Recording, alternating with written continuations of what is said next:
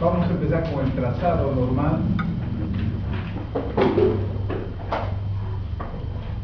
¿Sí?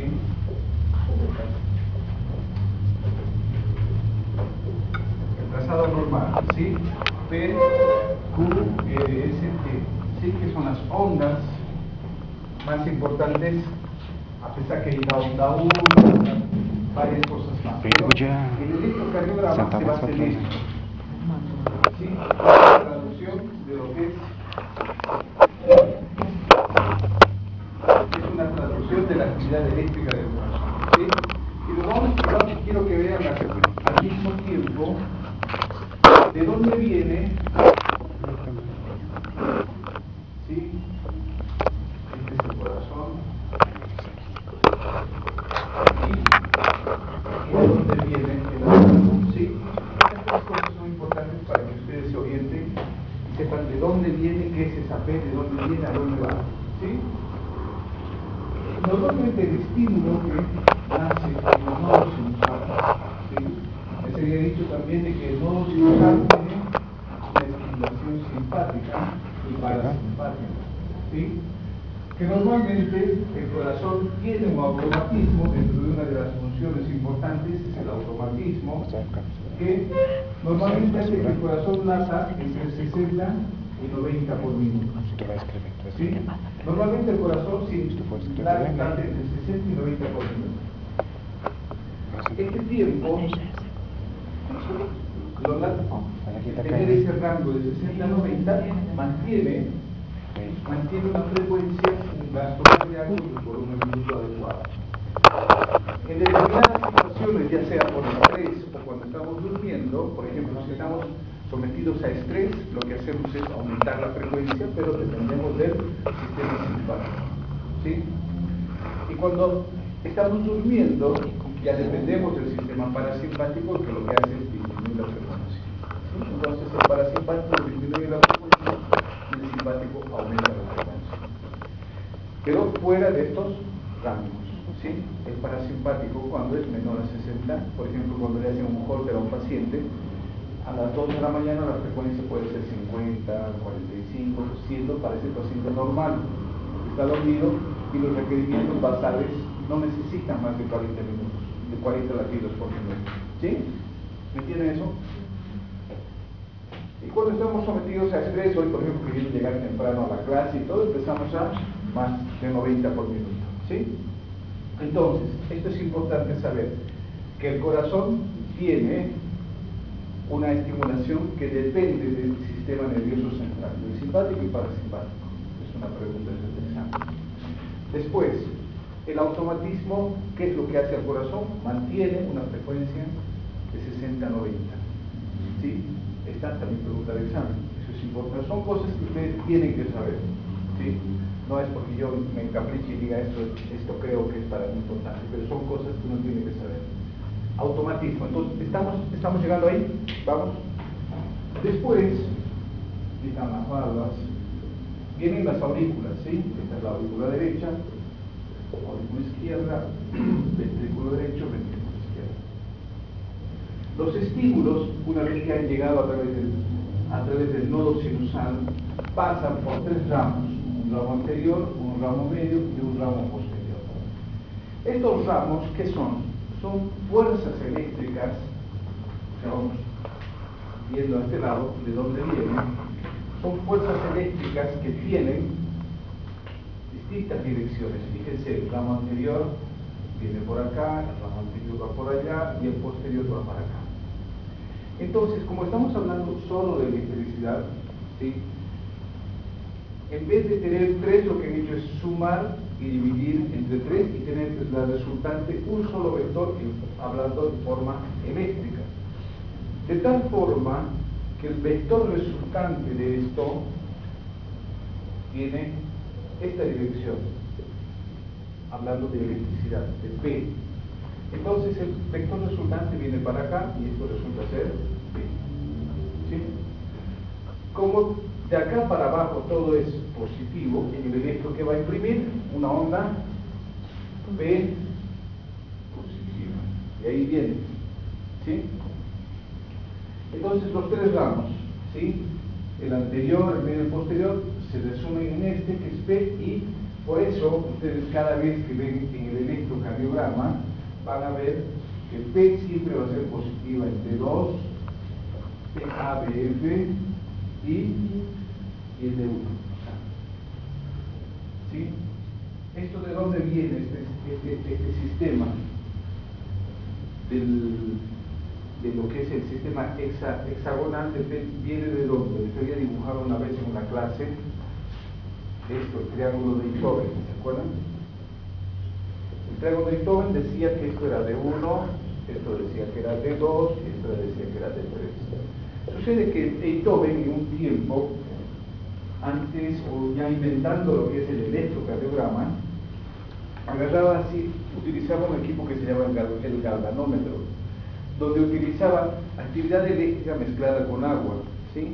Y colocaba unos cables a la gente, en fin, y él, más o menos en base a los estudios que hizo, dice de que las derivaciones en el ser humano más o menos se comportan así, el flujo de electricidad va así, dice, de 1 a D2, ¿sí?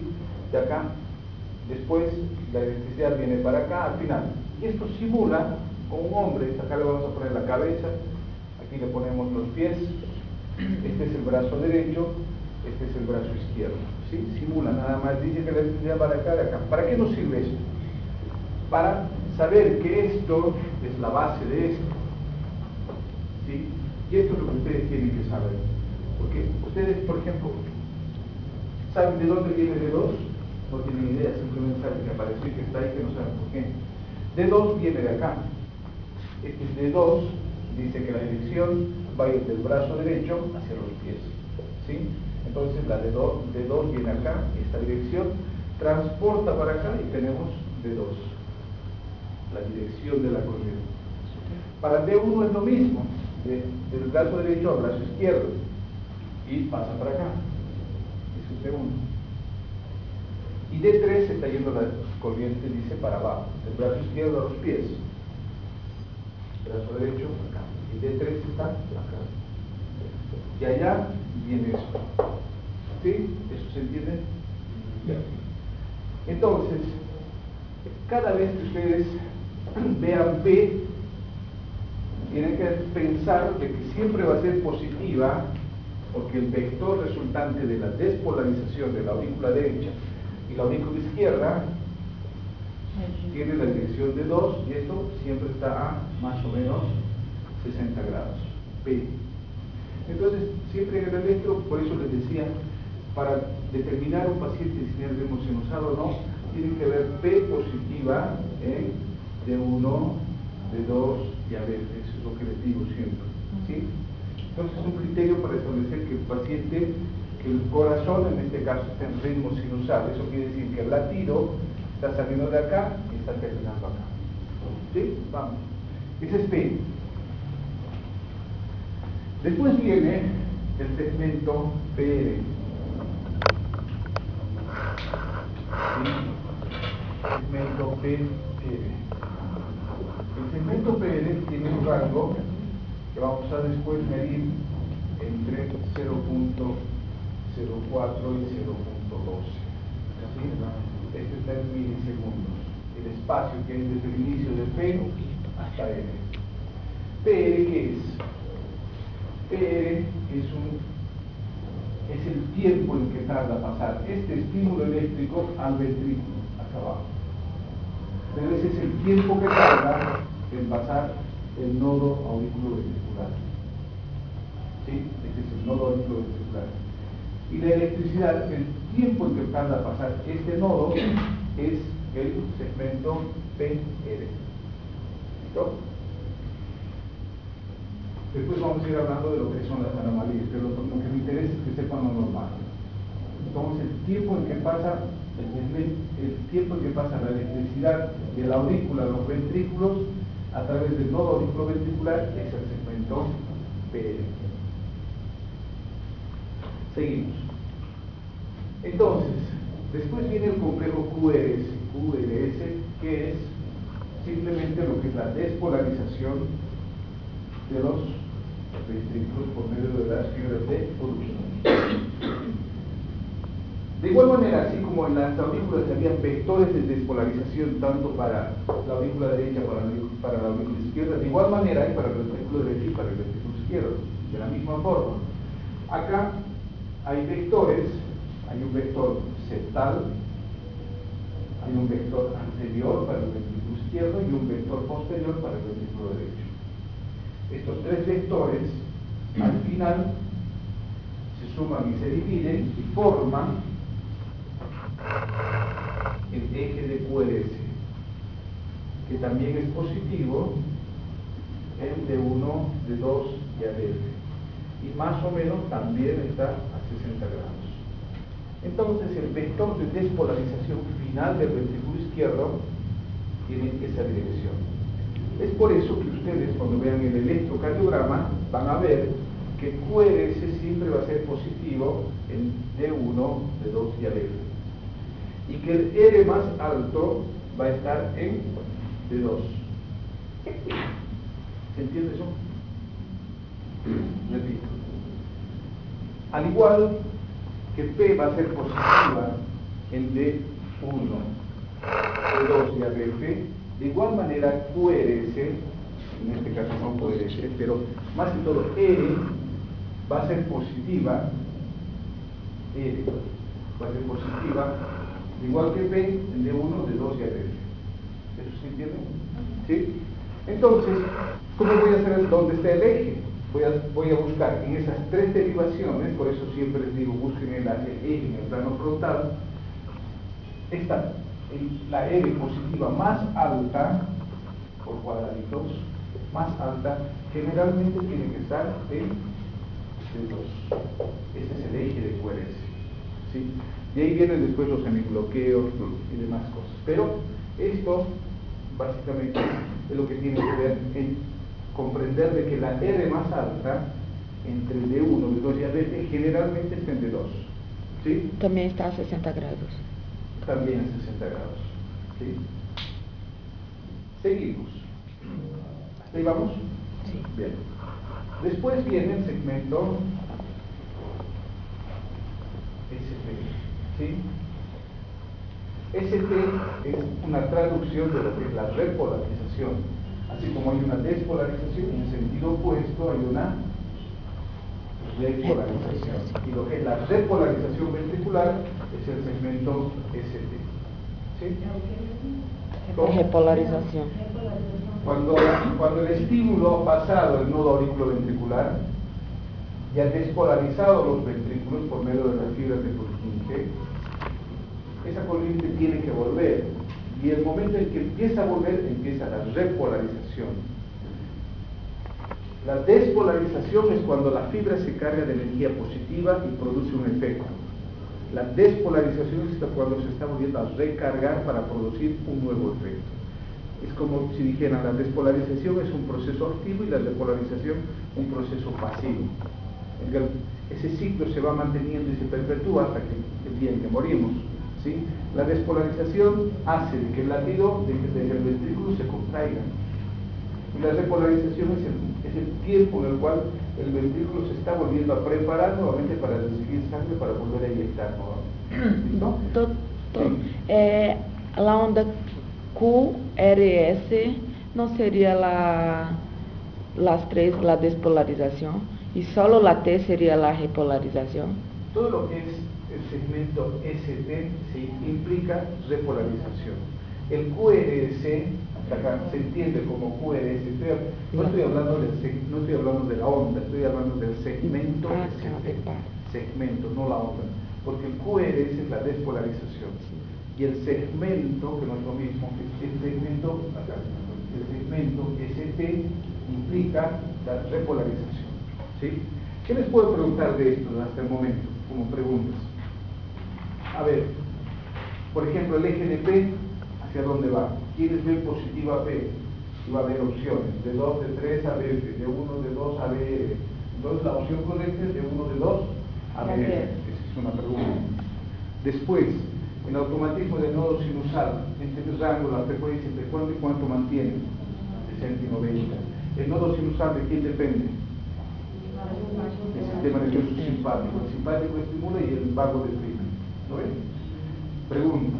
La conducción auriculoventricular en el electrocardiograma se manifiesta con el segmento PR. Son preguntas que siempre las voy haciendo en los exámenes. Después, ¿qué más? Que las fuerzas finales del QRS siempre están a 60 grados y son positivas entre 2. ¿Sí? Doutor, no caso do segmento ST, aqui em UR, donde vamos a ver arriba. El segmento ST no tiene un eje. Lo que sí tiene un eje, la onda T. Ah, sí. Esa onda. Como esta es positiva, fíjense, T es positiva, también el eje va a estar por acá. Ah. O sea, en el electrocardiograma normal, las ondas, para resumir, P, R y T, siempre van a ser positivas, el de 1, de 2 y a ver. ¿Vamos hasta ahí? Sí. Bien. Bueno, de ahí sale el electrocardiograma. Este es el electrocardiograma que sale de acá, y esta es la representación esquemática en el sistema hexagonal. Y ahí vienen las ondas. Si esto saben, es muy fácil entender todo lo que es anormal. ¿Listo? Bueno, vamos a empezar con lo anormal. Y empezamos con esto, con la onda P. ¿Sí? ¿Qué anormalidades podrían haber? Crecimiento de la aurícula derecha y crecimiento de la aurícula izquierda. Antes, otra cosa. El segmento P también puede ser negativo. Ustedes agarran un electrocardiograma, por ejemplo, y ven que la P es negativa en D1, D2 y ABF, entonces están pensando que el eje está yendo para allá. ¿Sí? Porque de acá para, les había dicho, de acá para abajo todo es positivo y de acá para arriba todo es negativo. Este es ABL, este es ABL, ¿sí? Entonces, si ustedes ven en un electrocardiograma, por ejemplo, una P negativa, tienen que pensar que el estímulo está yendo de abajo para arriba. Eso se llama ritmo auricular bajo, que no es normal. Por eso es importante. Otra pregunta también de examen: ¿cuáles son los criterios del ritmo sinusal? P positiva, de 1, de 2 y ABF. P antes de QRS y P más o menos a 60 grados. Es pregunta de examen. Después, ¿qué más? Empezamos. Y dice que la onda P, habíamos dicho que es una representación eléctrica de la despolarización auricular de ambas. ¿Sí? Entonces, esta mitad de acá es la auricular derecha y esta otra mitad es la auricular izquierda. Por ejemplo, si viene esto así,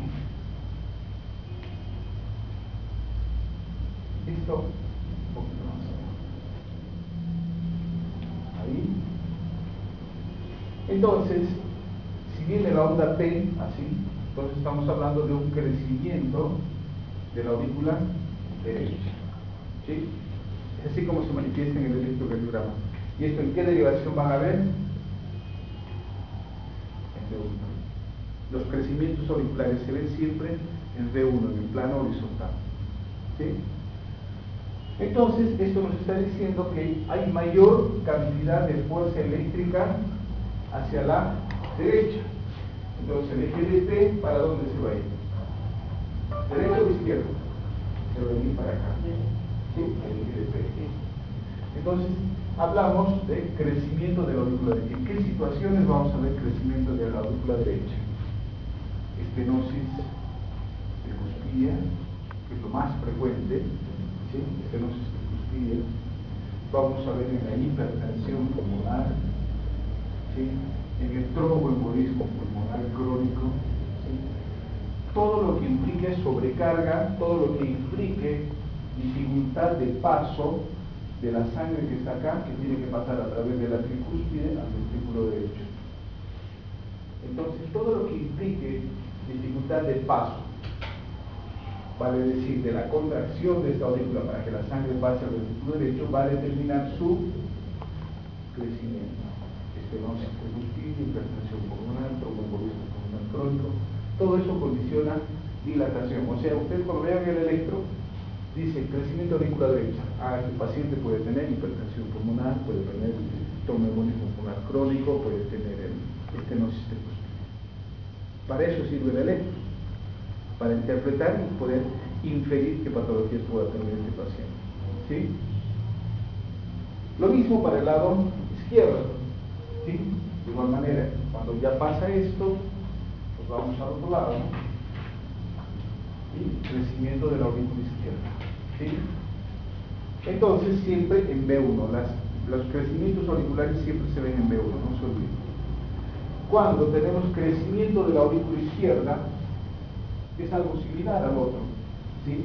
La sangre, en vez de pasar de la aurícula, perdón, la sangre tiene que pasar de la aurícula al ventrículo a través de la válvula mitral. Si la válvula está estenótica, esto se va a dilatar. Entonces, ¿en qué condiciones vamos a ver esto? En la estenosis mitral, por ejemplo, en la estenosis mitral, en la hipertensión pulmonar. ¿Por qué? La hipertensión pulmonar, ¿por qué? Porque de acá viene la aorta, está la aorta, toma la presión acá. Si la presión está alta, la función de bomba va a tener que ser mucho mayor, ¿verdad? La presión que tiene que utilizar va a ser mayor para vencer esta presión arterial. Pero si no la puede vencer, ¿para dónde va a ir la presión? Para atrás. Entonces, por aumento de la presión arterial, de la hipertensión arterial, también se dilata la aurícula izquierda. Entonces, estas son las causas más importantes. ¿Cómo? Lo más importante, estenosis mitral, aquí viene de causa endocárdica, reumática o cualquier cosa, pero la estenosis mitral y la hipertensión arterial son las causas más importantes, más frecuentemente vistas como dilatación, que causan dilatación de la aurícula izquierda. Aunque puede estar en exoma, puede ser tumores, puede haber lo que sea, pero lo más frecuente que día a día vemos son eso. ¿Cómo? No te entiendo. Si ven B1 también. Las derivaciones, Sí. tanto de aurícula derecha como de aurícula izquierda, son B1, plano horizontal. Das duas são simplesmente B1. ¿Sí? Pregunta examen. Exactamente. ¿Qué más? Aurículas. ¿Se entiende eso? Bien. Seguimos.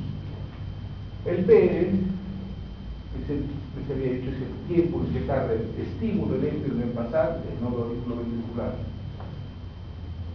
Normalmente 0,04 a 0,12.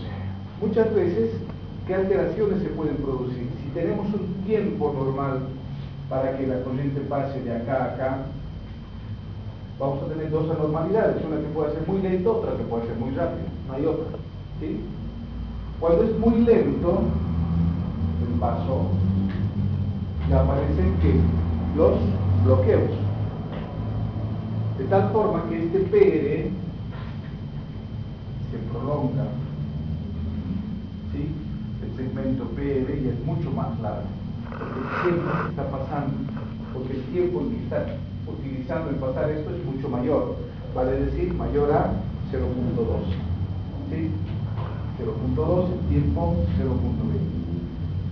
Dicen bloqueo AB de primer grado cuando el segmento PR primero va a ser mayor a 0,12 y segundo se va a mantener constante en todos los electrocardiogramas, 0,20, 0,20. Si mide 0,30 será 0,30, 0,30, 0,30 en todos. Eso es el bloqueo AB de primer grado. El bloqueo B de segundo grado también tiene la misma condición, PR largo. Pero en el bloqueo B de segundo grado, lo más importante es que esto puede ser alterno, esto ya es, esto, a ver, para que me entiendan. Ya. A lo que vamos a ir, a lo que es el examen nada más. Entonces, lo que tienen que saber, bloqueo AB del primer grado, PR mayor a 0,20, ¿sí? Que se mantiene constante, primer grado, termina ahí. Bloqueo B de segundo grado, la alteración también va a estar acá, ¿sí? Pero el PR puede variar, pero siempre va a ser mayor a 0,20, puede ser 0,36, 0,38, de tal forma que esto, a medida que el siguiente latido aparece, puede ser un poco más lejano. El siguiente P es mucho más lejano. Y el otro P, desde acá, directamente ya viene sin cuádriceps y aparece solamente P. A esta progresión de P, que prolonga, y del momento desaparece el QRS, a eso se llama bloqueo AB de segundo grado. Entonces, o segundo es mayor que el 20 y puede desligar hasta que desaparezca QRS. Ah. Y solamente van a tener P, sin QRS. Eso es bloqueo AB de segundo grado. Y el bloqueo AB de tercer grado es cuando las aurículas tienen un ritmo y los ventrículos tienen otro ritmo. ¿Sí? Nada más. Los bloqueos primeiro e segundo grau não vem de uno de dois graus. Los bloqueos, todo lo que son bloqueos hay que ver en el plano frontal. De 1, de 2, de 3, ¿dónde está? De 1, de 2, de 3, ABR y ABF, plano frontal, nada más los bloqueos. Los miren generalmente en D2, que es la derivación más utilizada, y en D1, donde básicamente fíjense en el plano frontal, D1, D2, D3, ABR, ABF, donde se vea bien la P, donde sea más positiva la P y donde se vea mejor. Concepto, resumiendo, bloqueo AB de primer grado, P mayor a 0.20, ¿sí? Constante. Segundo grado, P variable, pero siempre mayor a 0.20 hasta que desaparece QRS y aparece la siguiente P. Y bloqueo AB de tercer grado, disociación auriculoventricular. Esto quiere decir que la onda P tiene un ritmo y el QRS tiene otro ritmo. ¿Esto qué quiere decir?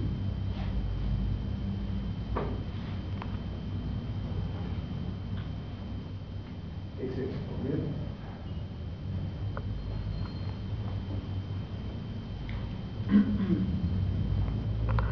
Esta es la onda P, ¿sí?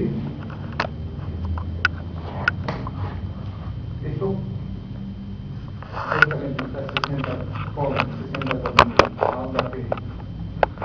Y el complejo QRS, uno puede venir por acá, otro puede venir por acá, otro por acá. No depende de P, el QRS. Esta es la frecuencia de RR, puede ser a 40, siempre es menor. Hay un ritmo auricular a 60 por minuto, hay un ritmo ventricular a 40 por minuto, pero ninguno de los dos tiene relación el uno con el otro. Por eso se dice disociación auriculoventricular. Latido auricular por un lado y latido ventricular por un lado. Son como dos corazones distintos. ¿Por qué? Esto está bloqueado, no hay nada. ¿Sí? Entonces las aurículas tienen su ritmo y los ventrículos tienen su ritmo. Es como si tuviesen otro nodo sinusal acá abajito. ¿Entienden? ¿Entiendes eso?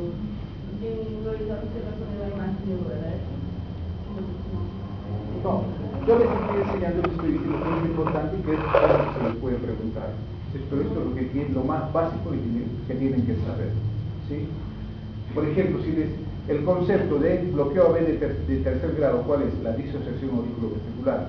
Pero no sepan simplemente disociación auriculoventricular para el examen y después pasa el examen y para qué será eso no me importa. Pero les estoy explicando qué quiere decir y por qué para que no se olviden nunca. ¿Listo? Disociación auriculoventricular. Latidos auriculares con su ritmo propio y ventricular con ritmo propio. ¿Sí? ¿Eso se entiende? Ya. Esos son los bloqueos. ¿Sí? ¿Qué les puedo preguntar de esto? Ya les he dicho. ¿Sí? Lo más importante. Si es bloqueo AB de tercer grado, el concepto es disociación auriculoventricular. Si es bloqueo AB de segundo grado, el concepto es prolongación del pere hasta que QRS desaparece. Si les pregunto de bloqueo AB de primer grado, el pere es constante. ¿Listo? Ahí termina. Seguimos. Hemos visto P, hemos visto A, nos falta. Cuando este segmento PR es más corto,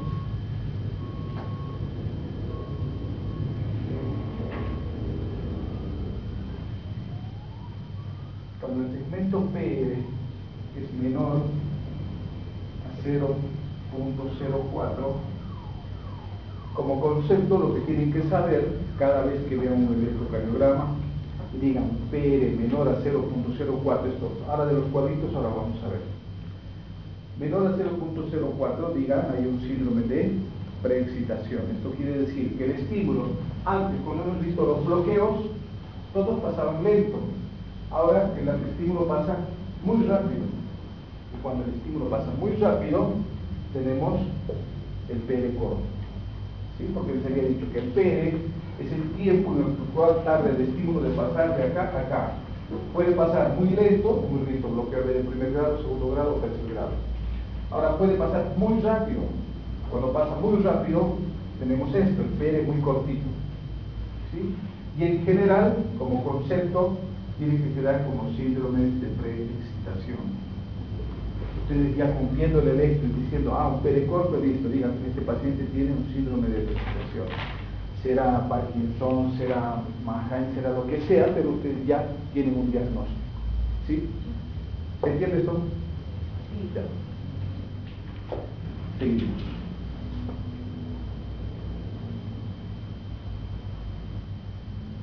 Nos vamos a QRS, ¿sí? Nos vamos a enfocar en QRS.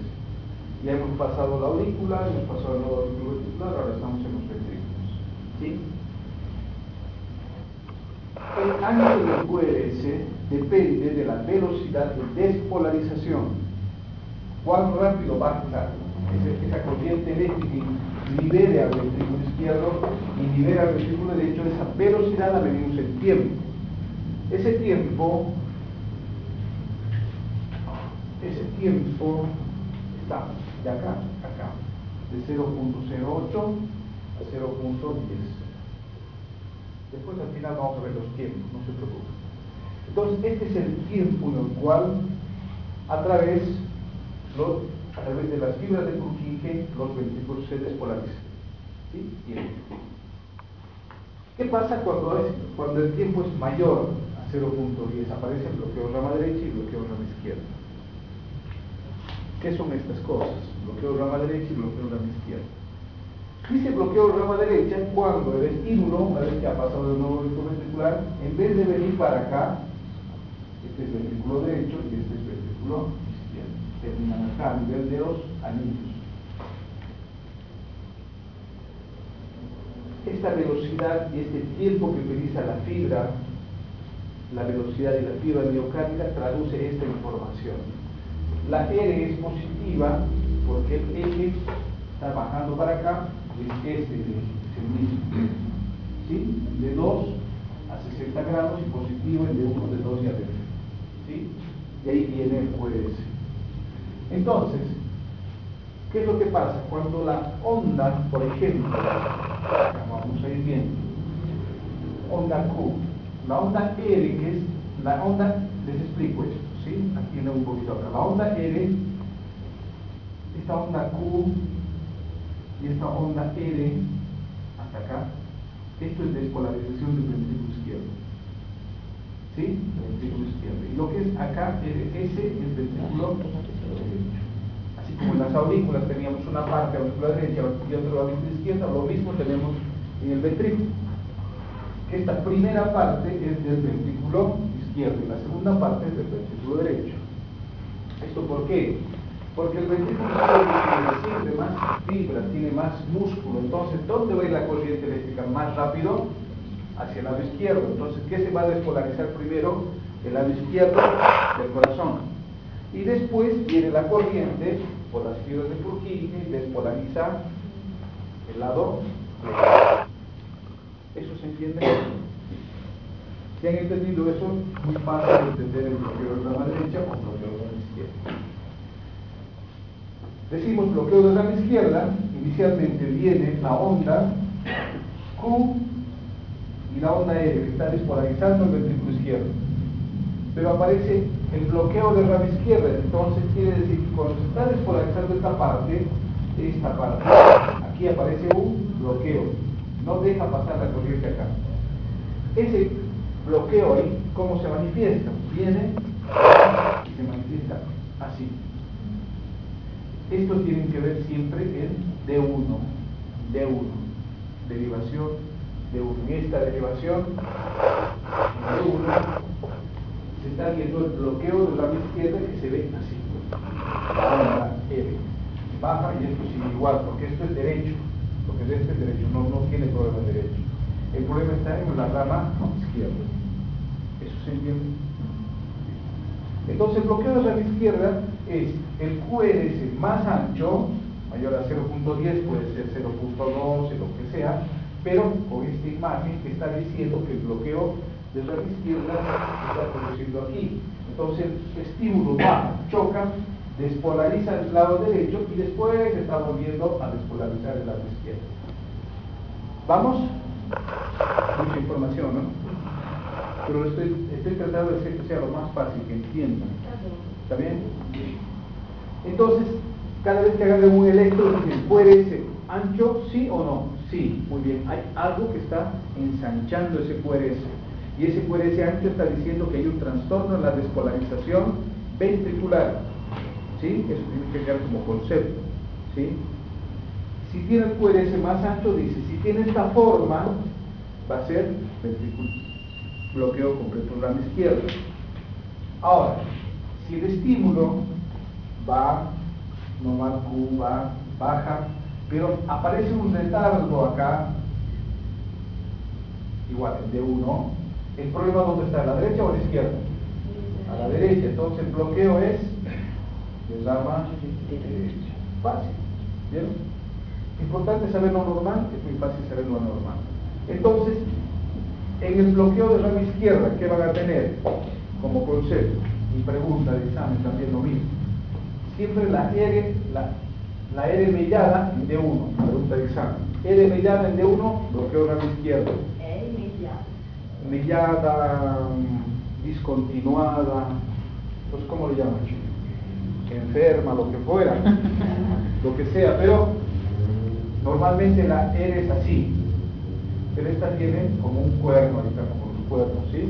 Como un diablo, lo que sea. Bloqueo de rama derecha. Siempre rama izquierda, porque esta primera parte de quién es de la izquierda, y este lado de acá es derecho. Entonces, no está entendiendo, a ver.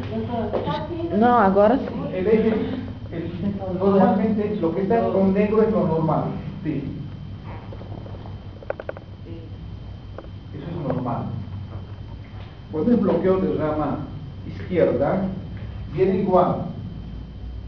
Pero acá está el problema, hace esto.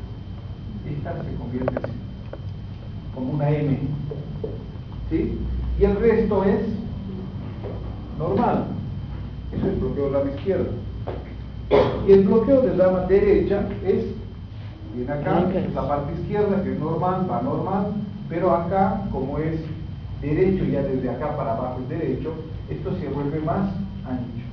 Y es la onda S, esta más ancha. Entonces, en la rama izquierda fácil, el D1 siempre, fíjense, el D1, ¿sí? La onda M, esa forma de M, de R para bloqueo de rama izquierda. Y para el bloqueo de rama derecha, la onda S profunda para el bloqueo de rama derecha. Esas son preguntas de examen. Todo el D1. ¿Listo? Son preguntas de examen. Rama izquierda, R mellada, enferma, cuerdo, lo que sea, en D1. Bloqueo de rama derecha, S ancha, bloqueo de rama derecha. ¿Listo? E que enfermedades são essas? ¿Cómo? Que enfermedades provocadas? Nos vamos a complicar. Cuando hay bloqueo de rama izquierda, ¿qué es lo primero que tienen que pensar? Não sei. Infarto. Primero. Para eso se les enseña, no para decir, ay, qué bueno se había rama izquierda, no. Sino, bloqueo de rama izquierda a la cabeza, primero, infarto. Bloqueo de rama derecha, primero, para eso se les enseña. ¿Listo? ¿Estamos viendo bien? Estamos. Seguimos. No se olviden, pregunta de examen, ¿sí? Estas tres cosas, la R así, en la forma de M, de la QRS, que siempre si es izquierdo va a ser infarto. ¿En dónde lo vamos a ver? En D1. Otra pregunta, bloqueo de rama derecha, S ancha, ¿quién? Nada más, eso es lo que me interesa, que se acuerden el resto de su vida, o por lo menos hasta el examen. Eita. Não, porque é acumulativo. Seguimos. Tem que aprender até o Entonces ya pasamos esto, ¿no? Ahora nos vamos acá, que ya es muy cortito. El segmento ST. ¿Para qué le sirve saber que el segmento ST es mayor a 0.40? ¿Qué sé yo? El segmento ST me está hablando de repolarización ventricular. Repolarización. Todo ese repolarización quiere decir el tiempo en que tarda en volver el estímulo una vez que ha terminado la despolarización, volver. ¿Sí? Devolver o estímulo da El segmento- repolarização. ¿Es repolarización qué? Repolarización. El Auriculo segmento QRS es despolarización y el segmento ST es repolarización. Uno despolariza y otro repolariza. Despolarización quiere decir acción y repolarización algo ya pasivo. ¿Sí? ¿Para qué le sirve medir? Lo que se hace es medir el segmento ST de acá a acá. Dice mayor a 0.40, por ejemplo, 0.50, por decir. Eso ya les habla de el síndrome de QT prolongado. ¿Han escuchado hablar de eso? El QT longo que dice. ¿Han escuchado hablar? No. Esto es muy importante saber, porque cada vez que un paciente ingrese a la guardia y ustedes tengan un servicio de urgencia, generalmente le hacen el electro y encuentran una taquicardia ventricular. Lo primero que tienen que pensar es en esto, que la taquicardia ventricular puede ser por un QT prolongado. En el basal ustedes miden QT mayor a 0.50 y en el electro después ven que tiene taquicardia ventricular. Ese se llama síndrome de QT largo. No responde a la cardioversión eléctrica, ¿sí? En cambio la taquicardia ventricular monomorfa sí responde. O sea, el hecho de saber y medir y decir ya está más largo, ¿qué me importa? Dice, ¿no? Pero dicen, ya tienes que pensar de que ese paciente pueda tener un problema eléctrico que lo va a predisponer a la taquicardia ventricular. La torsada de Pontes, ¿han escuchado? ¿Algo? Por ahí. Esta es la torsada de Pontes. Se da cuando este QT es muy largo, ¿sí? Y se asocia siempre a bradicardia. Entonces, frecuencia cardíaca 50, QT largo mayor a 0.60, piensen de que ese paciente pueda tener un síndrome de QT largo. Cualquier dato hace una taquicardia y se mueve. Para eso es importante que sepan. ¿Listo? Bueno. ¿Se entendió? Y ahora vamos a terminar con el eje, algunas cositas prácticas. ¿Sí? Entonces les había dicho que el eje normal está acá, 60 grados. ¿Sí? ¿Cómo sabemos cómo van a sacar en el electrocardiograma los 60 grados? Y aquí entramos a los hemibloqueos, que es el hemibloqueo anterior izquierdo y el hemibloqueo posterior izquierdo. A los alumnos que pasan conmigo, sistematizo y les digo, el eje normal del corazón está a 60 grados, ¿sí? Como allá, en mi cabeza estoy acá, mano derecha, mano izquierda, y estoy así. ¿Sí? Entonces el eje tiene una dirección tridimensional, es de arriba para abajo, de atrás para adelante y de la derecha para la izquierda. Así es el eje del corazón, eléctricamente. Entonces el eje eléctrico tiene variaciones, ¿sí? Fisiológicas y patológicas. Fisiológicas, por ejemplo, si yo soy más bajito, ¿el eje para dónde se va a ir? Para arriba. Entonces el eje lo voy a tener arriba, el eje va a estar acá. Pero eso no quiere decir de que esté enfermo. A eso se llama desviación del eje a la izquierda. Los enanos tienen para arriba. Los enanos la tienen para arriba, no creo, pero el eje siempre está para arriba. ¿No? Más bajito. Y fisiológicamente, ¿no? Después, si soy muy alto, muy largo, muy longo, ¿el eje para dónde va? Para abajo. Entonces ese paciente va a tener el eje para abajo y los enanitos para arriba. ¿Listo? ¿Se entiende? Eso es fisiológico, es normal. Por eso los gorditos que tienen la pancita, ¿no? Ahí, en vez del eje, la pancita, el diafragma, donde empuja el eje para arriba, ¿no ve? Esos pacientes también van a tener el eje a la izquierda.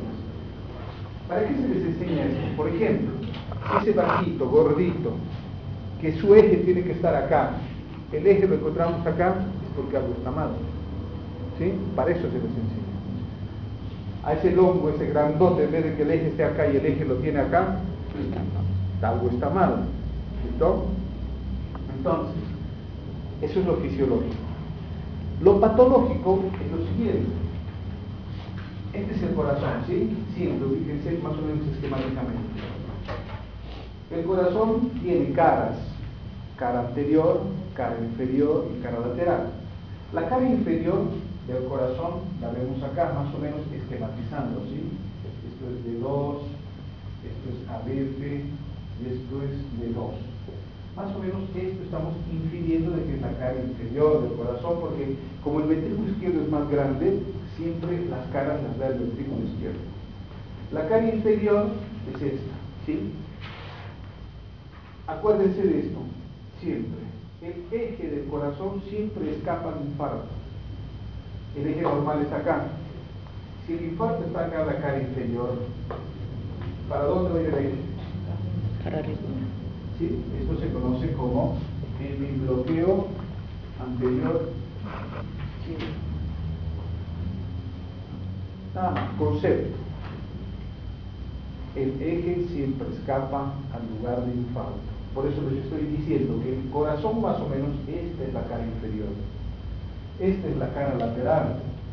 Para que se ubiquen, esta es la cara lateral, esta es la cara inferior y acá es la cara anterior. 3 caras el corazón tiene, básicamente como concepto. Anterior, inferior y lateral. Y lo mismo vemos acá. La cara inferior, ¿quién va a ser? Esta. La cara inferior es D2, ABF y un poquito de D3. Esta es la cara inferior. La cara lateral, ¿quién va a ser? ABF. ¿Se entiende? La analogía que estoy haciendo. Entonces, la cara inferior dice De 2, de 3 y ABF. De 2, de 3 y ABF, la cara inferior. De 2, de 3 y ABF, la cara inferior. Esto es la cara inferior. Estoy pasando de acá a acá. Porque ustedes cada vez que agarren un electro, si el eje va a estar a la izquierda, tienen que pensar de que algo ha pasado en la cara inferior. Porque el eje que estaba acá siempre escapa al infarto. Si el infarto va a estar en la cara lateral, ¿para dónde va a estar el eje? Hacia abajo. Siempre lo contrario. ¿Se entiende eso? Ya estamos terminando, pero este es simplemente para el eje, para que sepan qué cosas les puede desviar el eje acá. Si tengo un infarto en la cara inferior, el eje se me va a la izquierda, ¿sí? El eje va a estar acá arriba. O sea, cada vez que ustedes se encuentren en la amplitud mayor de R, de ABR, la R más alta, piensen de que algo está desviando el eje acá. Y la causa fisiológica, les había dicho, el paciente que es gordito, y si es patológico, un infarto. Otra causa, el hemibloqueo anterior izquierdo. Y lo mismo, todo lo contrario acá, el hemibloqueo posterior y con infarto lateral acá. Si el eje está acá y el infarto se produce acá, el eje se va a venir para acá y vamos a tener AB. O sea, resumiendo, ¿qué causas me llevan el eje a la izquierda? Pregunta de examen. Infarto, o sea, con lógica es más fácil entenderlo. Si el eje está acá, ¿sí? Y el infarto está acá, el eje se va para acá. Entonces voy a tener como causa de desviación del eje el infarto de la cara inferior, ¿sí? Una causa. Después el otro de que sea gordito, ¿sí? El otro, en bloqueo anterior izquierdo. 3 causas. ¿Qué causas me llevan el eje para abajo? El infarto lateral, porque si estaba acá el eje y tengo un infarto, ¿para dónde se va? Para abajo, ¿sí? Entonces, ¿qué causas me llevan el eje acá? El infarto de la cara lateral, el bloqueo posterior y el paciente largo. Colorín colorado, el cuento se acabó. Eso es el electrocardiograma, lo más básico que les puedo enseñar. Más básico, no tengo... Repete las causas de para abajo. La para abajo. Paciente repito. largo. El eje normal del corazón está así. ¿Sí? Eje normal. Si el eje se viene acá es porque algo pasó en la cara inferior. ¿Qué pasó? Infarto. en el paciente diabético. El paciente diabético cada vez que va a la consulta dice, me duele la boca del estómago, dice. El diabético, por ejemplo, en la mañana vengo de Cosmil, le hice un eco a un paciente diabético que anoche había consultado porque le dolía la boca del estómago. Llamaron al gastroenterólogo, el gastroenterólogo lo ve, le dice, bueno, dale omeprazol, dale tal cosa, pensando que puede ser una gastritis. Y el paciente seguía con dolor, que no pasaba con tanta, entonces le dice, me llama por teléfono a las 2 de la mañana y me dice, paciente, dolor. ¿Le hicieron el electro? Sí. ¿Qué tiene? Tiene un infarto en la cara inferior. Entonces el diabético nunca tiene dolor de pecho típico, siempre viene por molestias gastrointestinales. Entonces en ese paciente, el eje, ¿dónde estaba?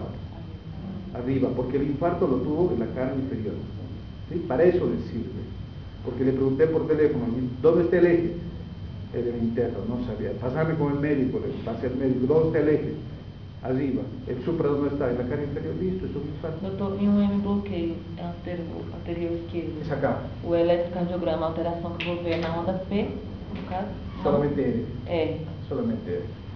Cuando decimos hemibloqueo estamos diciendo que la onda R más alta aquí, en ABL, ¿sí? Decimos hemibloqueo posterior cuando la R más alta está en ABF. ¿Cómo? La onda Más alta, ahí está. Estamos hablando de hemibloqueo anterior o posterior porque estamos diciendo que el eje del corazón está, si es anterior está arriba, si es posterior está abajo. Eso quiere decir que la R más alta, si es un hemibloqueo anterior, ¿dónde va a estar? Si va a ser un hemibloqueo posterior, la R más alta, ¿dónde va a estar? ¿Listo? Entonces, para eso. ¿Algo más? ¿Preguntas? O L bajo em bloqueio posterior e o que mais? Hay dos hemibloqueo anterior y hemibloqueo posterior. Porque la R más, esta R más alta, cuando la miden por cuadraditos, la R más alta va a estar en ABL. Si está en ABL es hemibloqueo anterior, porque el eje principal, porque estas fuerzas del ventrículo izquierdo más las fuerzas eléctricas no están yendo acá, sino están yendo allá. ¿Sí? Eso es hemibloqueo, porque las fuerzas eléctricas están yendo hacia allá. Y si las fuerzas eléctricas están viniendo para acá, estamos hablando de hemibloqueo posterior. Si va para allá, es hemibloqueo anterior. Y eso es lo que te muestra el electro. El electro te muestra la R más alta en ABL, dices hemibloqueo anterior. La R más alta en ABF, en ABL, hemibloqueo posterior. Las causas de sangre. ¿Ahora bien? Preguntas, calle para siempre. Eso es de lo que le voy a preguntar. Hay miles de cosas más, pero esto es lo más importante. Pelo menos depois do que eu já sei. ¿Cuándo tenemos el jueves? ¿No? Doutor, vá, vou recorrer os slides. Pues,